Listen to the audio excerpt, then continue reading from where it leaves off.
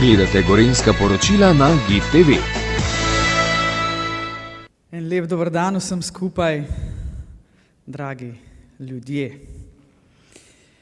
Spoštovana prejemnica priznanja Katarina Bervar Strnad, spoštovani varuh človekovih pravic, cenjeni visoki gostje in ostali zbrani. Verjemite mi, da mi je res v izjemno veselje, da danes prvič kot predsednica Republike Slovenije in tudi sicer prvič v predsedniški palači podeljujem priznanje predsednice Republike za delo na področju temeljnih človekovih pravic.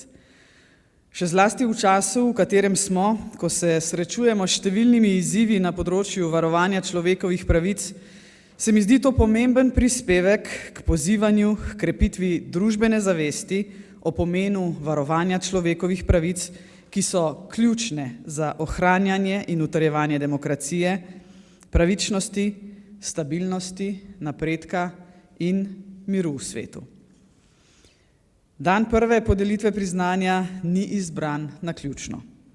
Jutri se bom v Ženevi udeležila visokega dogodka ob 75. obletnici sprejetja Splošne deklaracije človekovih pravic, kjer bom z največjim veseljem spregovorila tudi o današnjem dogodku. Splošna deklaracija človekovih pravic je mejnik v zgodovini razvoja človekovih pravic, vse nas navdihuje in hkrati obvezuje, je kot svetilnik, ki osvetljuje pot k svobodi, enakosti in dostojanstvu za vse ljudi. Na podnebni konferenci COP28, kjer smo se nedavno zbrali svetovni voditelji, sem izpostavila povezavo med človekovimi pravicami in podnebnimi spremembami.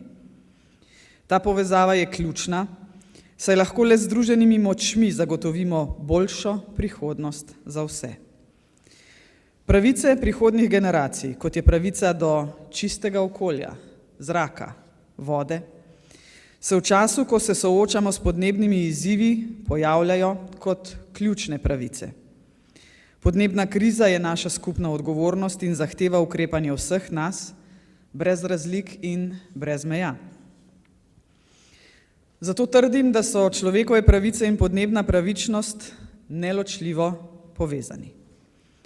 Naša dejanja, politike in odločitve morajo temeljiti na temeljnih načelih človekovih pravic ter vključevati imperativ podnebne pravičnosti.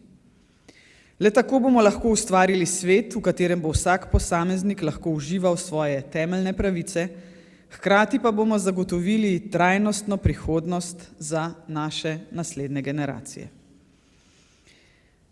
Danes se ob pogledu nazaj ozrimo zlasti v prihodnost, ki zahteva naše skupno delovanje in povezovanje. Svetu primer slednjega je prav današnja nagrajenka Katarina Bervar Strnad. Naj bo naša zaveza k krepitvi spoštovanja človekovih pravic tudi s podelitvijo prvega priznanja predsednice Republike gonilna sila za ustvarjanje boljšega in pravičnejšega jutrišnjega dne.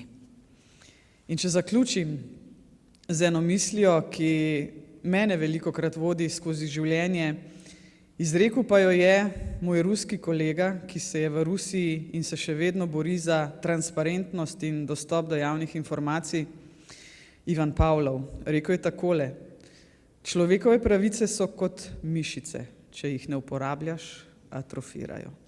Katarina, čestitam, še enkrat ti bom in hvala lepa vsem, da ste se zbrali na tej današnji slovesnosti. Hvala lepa.